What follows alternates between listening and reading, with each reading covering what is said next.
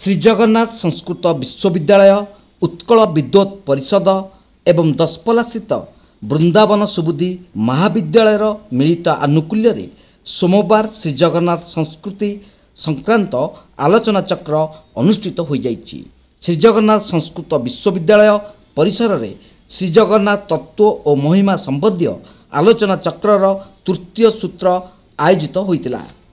उत्कल विद्वत परिषद सभापति मनोज कुमार रथ उक्त सभार उद्देश्य संपर्क में आलोकपात करथिले।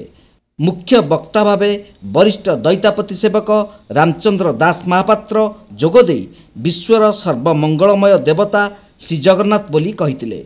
सम्मानित वक्ता भावे वृंदावन सुबुद्धि महाविद्यालयर मनस्तत्व विभाग मुख्य डॉक्टर निहार रंजन पंडा, संस्कृत विभाग मुख्य डॉक्टर रमेश कुमार दास, ओडिया विभाग मुख्य डॉक्टर सरोज कुमार पंडा प्रमुख जोगदे वक्तव्य प्रदान करथिले।